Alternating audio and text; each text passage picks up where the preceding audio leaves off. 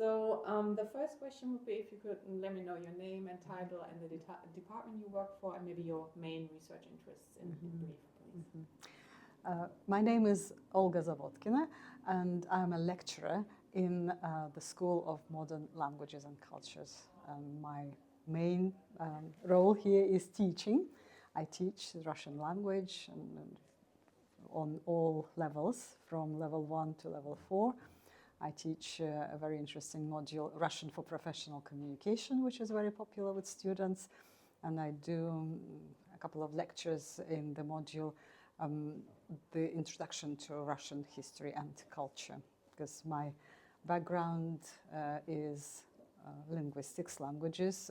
That's my education, but I also worked in the museum, a historical and architectural museum in Russia for 14 years. So I have some knowledge about architecture, church architecture, wooden architecture, and peasant household.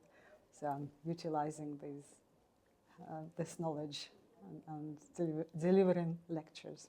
Well, it's really interesting. Yeah, I guess how it can become like a bit more like practical knowledge in addition to kind of the literary studies and all these kind of things, like bringing students closer to that. That's really interesting. So, and could you please tell me your role in organizing the performance and how it all started? Well, it all started. I think I have it with me. Within me, I love performing, and we did that a lot in the museum and when I was at the university. And then some little things you think that was by chance, whatever happens. Like at the conference, I heard some presentations, and that triggered it more. And then I had a wonderful second-year student who was so enthusiastic, motivated, and I just wanted to do something extra with them. And we started, and it was like a fun project to begin with. I don't think all of them realized that it was going to be for the audience. We were just having fun. When I say fun, we were so tired. We were rehearsing in the evening after all the classes, like the rehearsals were at 6 or 7 o'clock. But coming here and doing rehearsals, it opened second breath, and we all enjoyed it. And then the performance was really successful. It was 4 Chekhov stories. There were many colleagues, students, friends, and just general audience. People came from Darlington, from Newcastle, quite a few Russian-speaking people in the audience who reacted really well and laughed and clapped. So it was very good for the students and very motivating, and that gave them a lot of confidence. And they were second-year ab initio students, so they'd done just 1 year of Russian by the time we started rehearsals. And from then, it went on. So it happened every year, even during pandemic. Once I organized the concert of the School of Modern Languages and Cultures, and I just thought, we have so many languages. I think I've nurtured that idea for quite a few years, since I was working in Durham, Johnston Comprehensive School. And because they teach many languages, they have wonderful music department. And I said, let's organize something, singing in different languages. And I had a vision of it being such a brilliant event, but somehow it never happened. It never caught this virus from me. But in the school, colleagues said, oh yeah, it's a good idea. So they were rehearsing in their departments, and I had the role of the organizer of the event, and booked a venue and everything, promoted. It was such a good event. Music unites us all. Just on the eve of pandemic, I think it was important as well. The mood was quite gloomy generally. And then during the pandemic, we had an online concert, which was also good.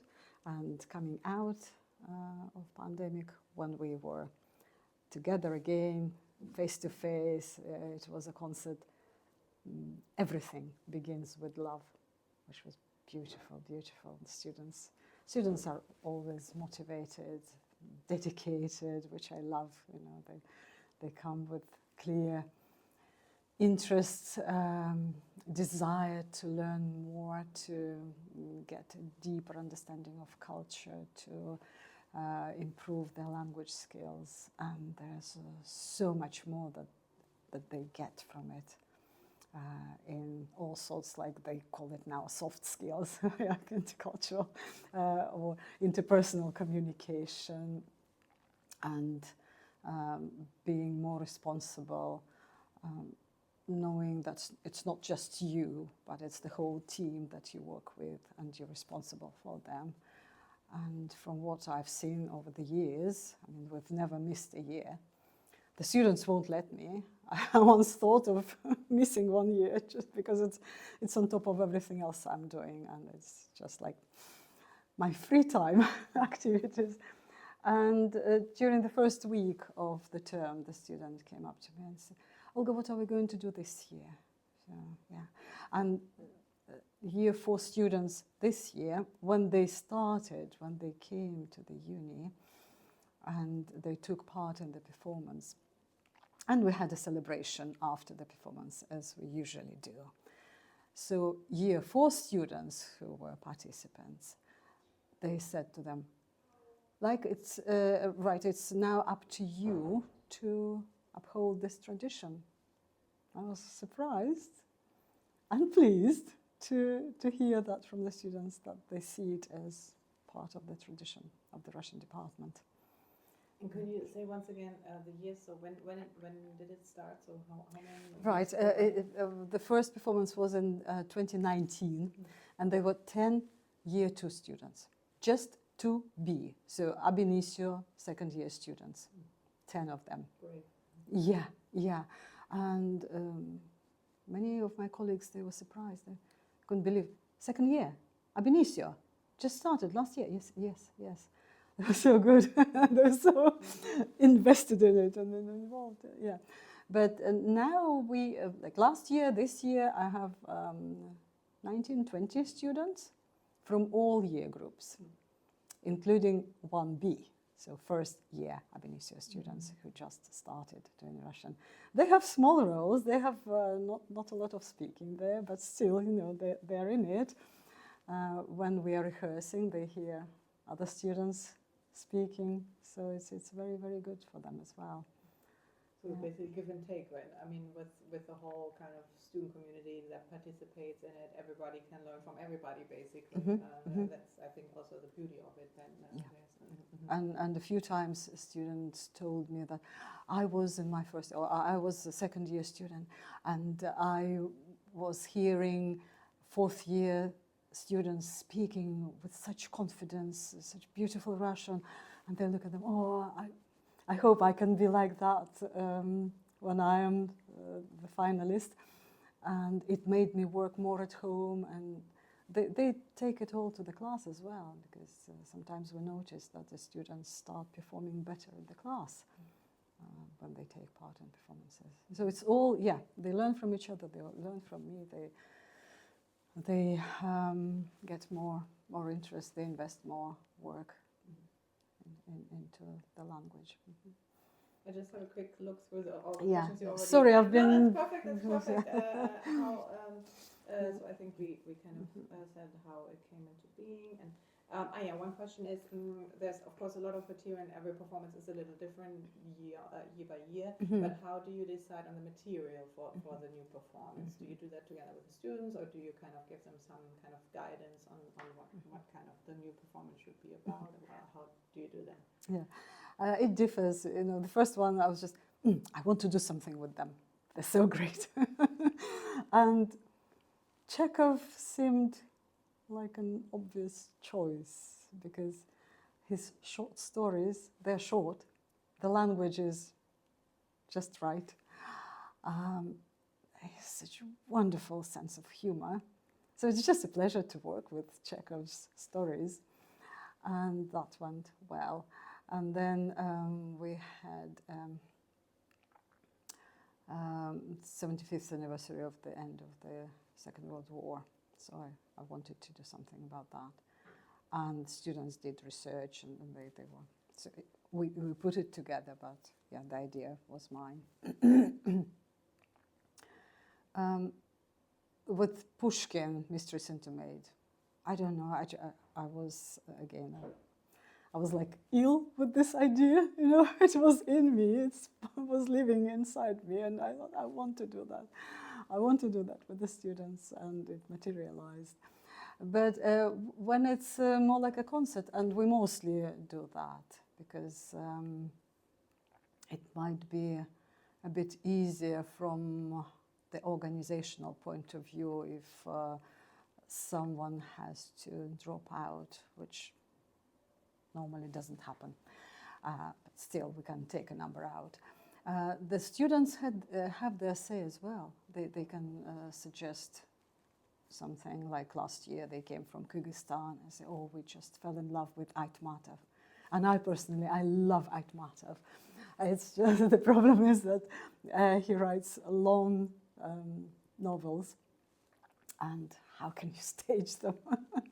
But we found, I found this legend and wrote a very, very short script, and we performed it.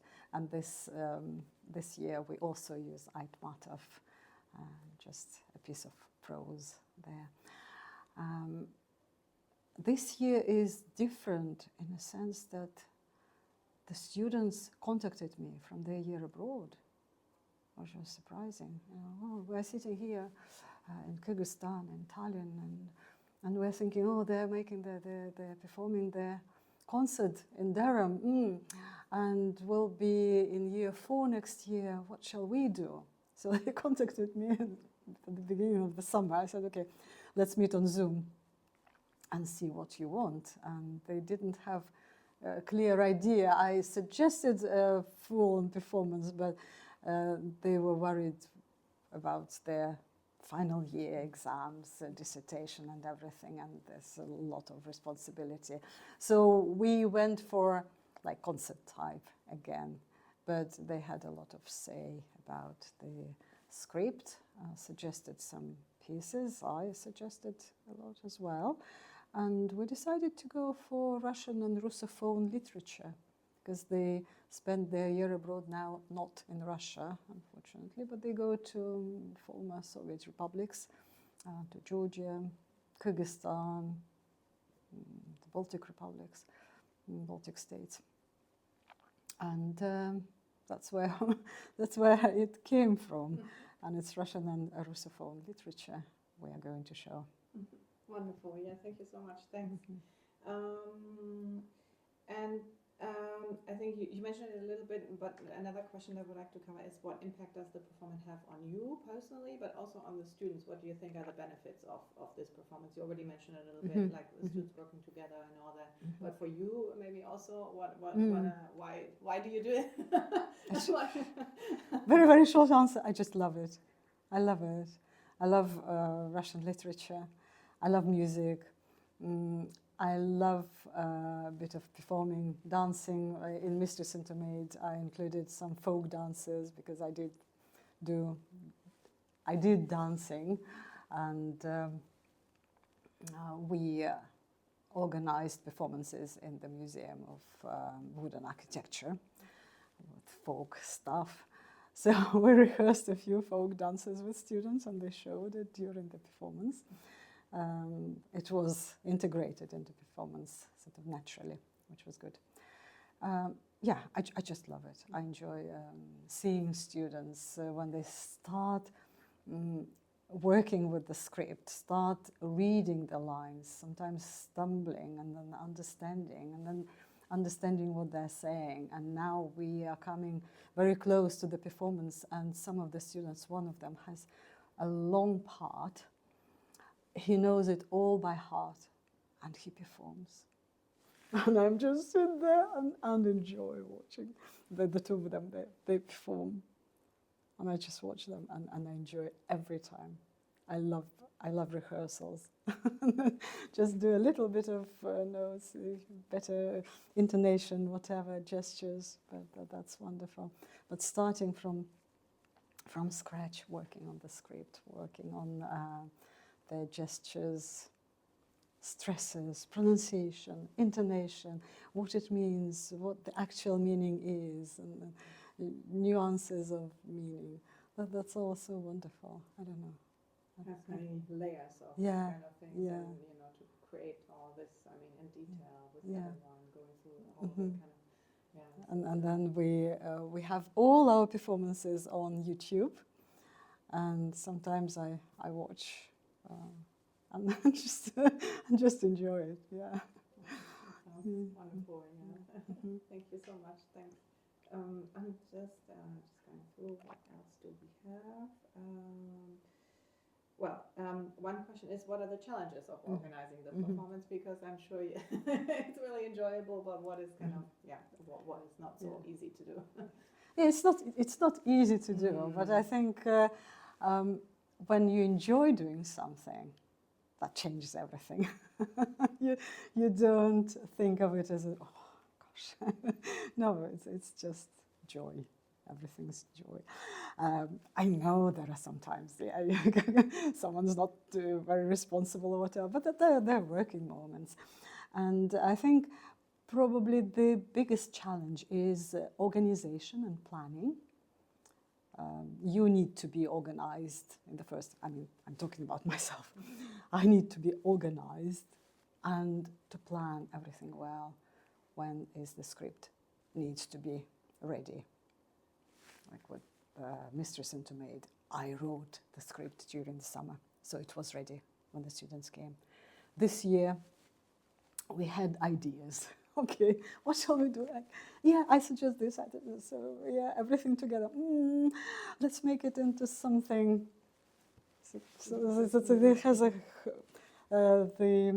impression of being a whole performance, all these different pieces. And students were writing some of the words to connect that. And one of the students is looking after the stage directing of one of the pieces, so they take more active part this year. Yeah, and like I say, sometimes mostly what I like, what I love, and that again is very important because the students feel that, and they don't know a lot of Russian literature or poetry if we talk about it. So what can they suggest? They come from Kyrgyzstan in love with Aitmatov, which is great. So they know him, they want Aitmatov. I want Aitmatov in our concerts, what to choose from him. But yeah, I suggest a lot as well. And planning everything, planning rehearsals, finding the time convenient for all of us, that's difficult. Even if there are only 2 or 3 students in a particular scene, getting them together, because they're so busy, unbelievably, and I have a lot of teaching as well. But this year I don't think we have evening rehearsals, but mostly it's evening rehearsals, or we find, I don't know, quarter of an hour, 20 minutes, somewhere in between where we all can do it. And yeah, I'm glad that it was unexpected. And I'm so pleased that it's become a tradition of the Russian department. And the students, Russian, we have these performances, concerts.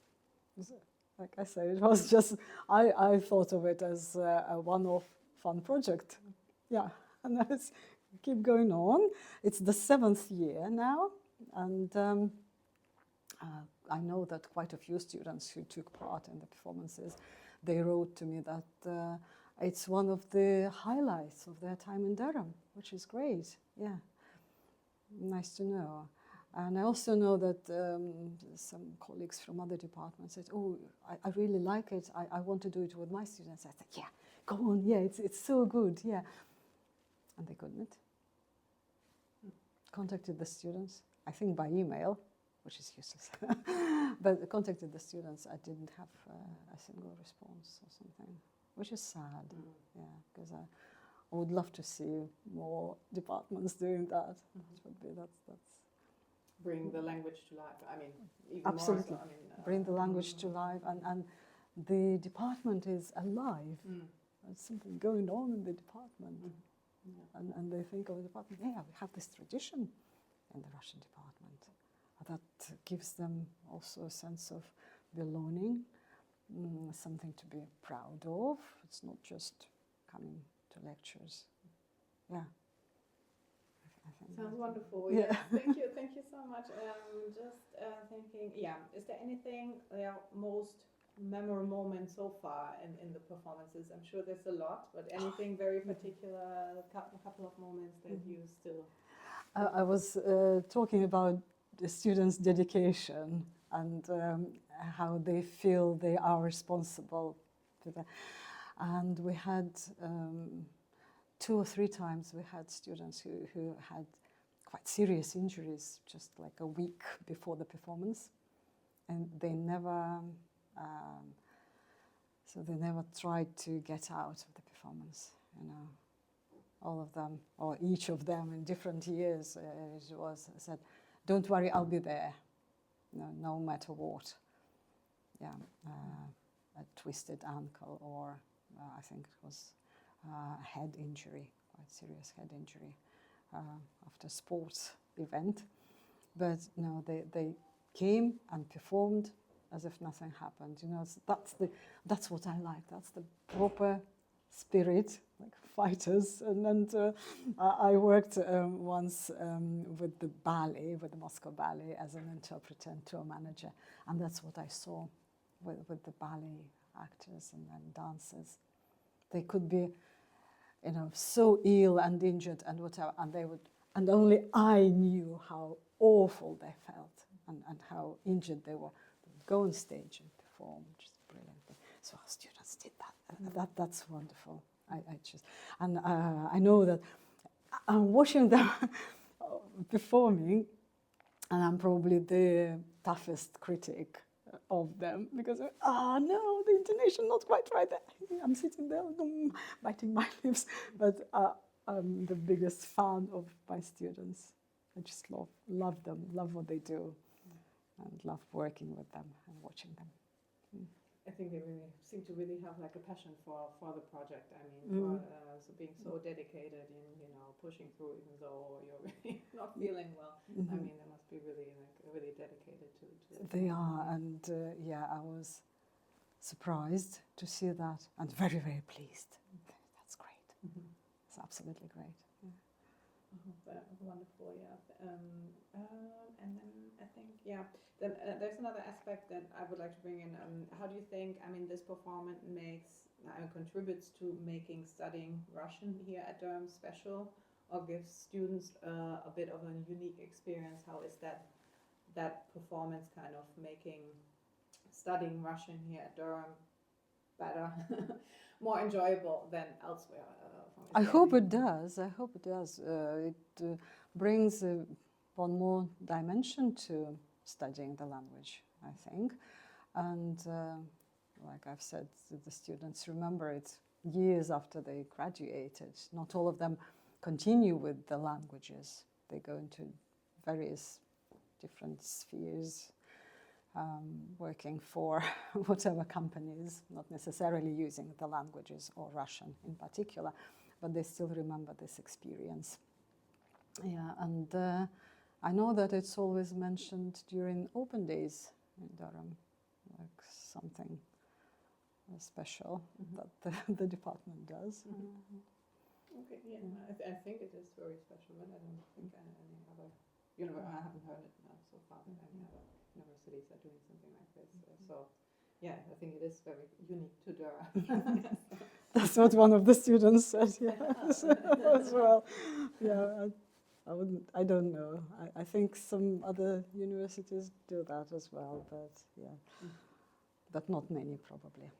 Yes, and outside, I mean, they don't get any credits for this one. This is completely voluntary. No, no one does, neither me nor the students. Yeah, it's all voluntary. It's all because we just love the language, the culture, the literature. We love working together, and yeah, and that's what I like about this project as well.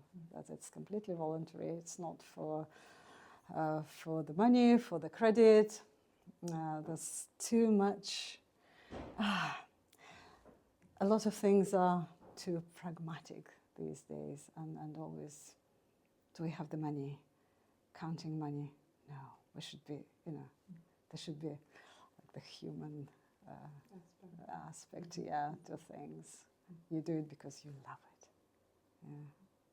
and that's precious to me. And I'm so happy that the students share this. Yeah, I can imagine. It's really rewarding, I guess. It is rewarding, yeah. It's tough. They need to find the time. They need to learn the lines. They have to work hard. They come to rehearsals. Then the nerves.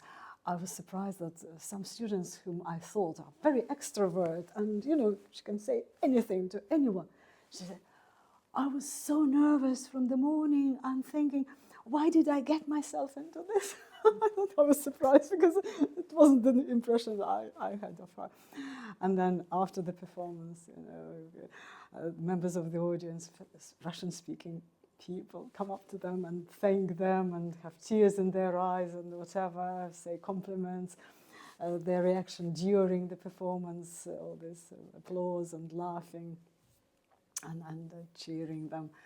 So good. I say, oh yes, I'm so glad I took part. It is rewarding, like you say, yeah, and it is.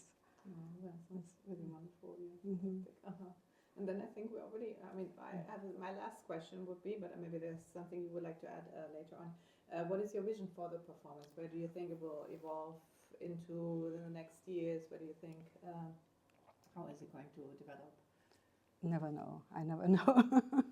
Because it was just one-off. Then I suggested, in the second year, I suggested just to come, who is interested, I want to do this and this.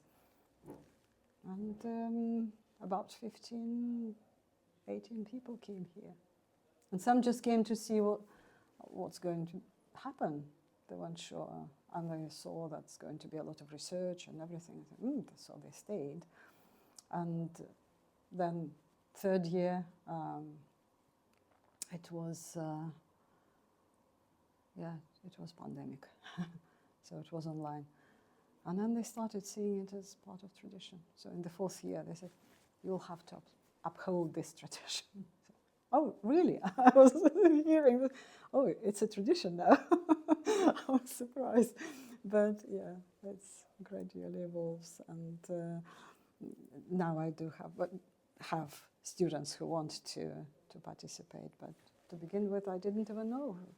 And I was sitting here waiting the time, if nobody comes, I thought, easier for me. But it would be, and I thought, it would be a shame. I want someone to come. That's how it started, and I don't know how it's going to go, because I always depend on the students, obviously. If no one comes, that's it. So I'm really, really grateful. Wonderful, we have wonderful students who are interested, motivated, and prepared to work hard.